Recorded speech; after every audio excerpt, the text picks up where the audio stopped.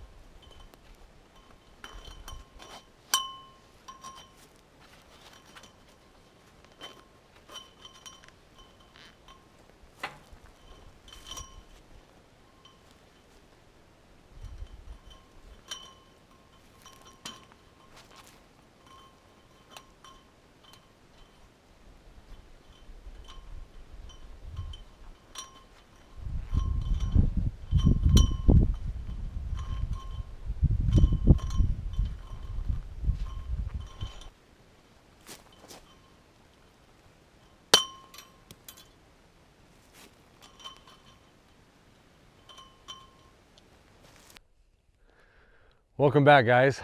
It's been a while. It's been about 6 days. By the time I post this video, it'll be about 6 days since I posted a video. But I've been busy working on this fence. That's all I've been doing for the past, I think, 5 days, is just fence.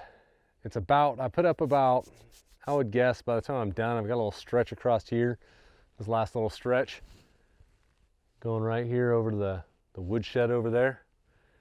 That's going to make 2,200 feet of fencing. And it's not all straight. There's only two sides that are straight, and that's that side right there, and the exact opposite side over there, the north side and the south side.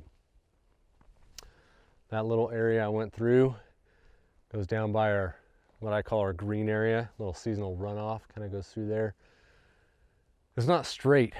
The little creek that runs through there seasonally, I don't know what you want to call it, seasonal runoff, green area, whatever you want to call it. That area down there, it's not straight, so I made the fence kind of follow it.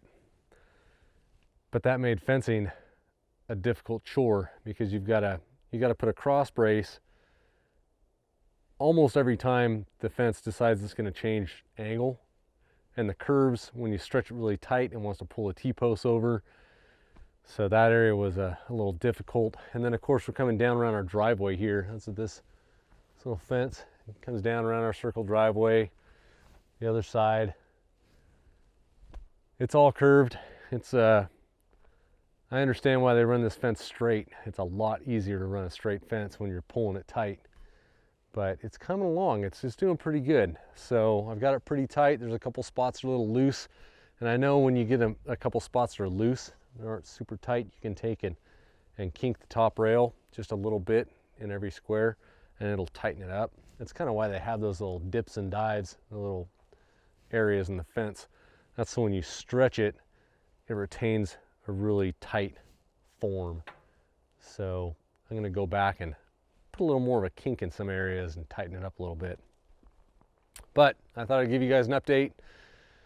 Let you see what I've been doing. I'd walk you around the perimeter of the fence, but it's 2,200 feet that I don't feel like walking right now.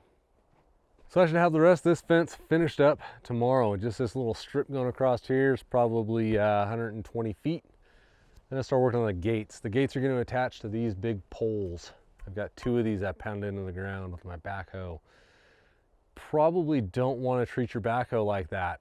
It's not, I'm guessing it's not what it's meant for, but it worked pretty good. These are 10-foot poles down on the ground 4 feet, and they wouldn't go any further, so they're not going anywhere. Nice and sturdy. The 2 long gates are going to attach to those, and then there's a short gate. There's like a little man gate 4 foot wide that's just going to attach to T-posts over there. I do have to weld some more fencing on the gates. These gates, the gates come with the squares welded in the bottom, but not in this top area. And this is only 3 foot tall. My border collie likes to jump a 3-foot fence. So I've got some metal over on the trailer. So this is like a livestock panel. Looks like a 4-inch by 4-inch square, pretty stout wire welded together. I'm gonna weld that. I'm gonna cut strips and weld that into the top area of these gates so that my border collie can't jump out.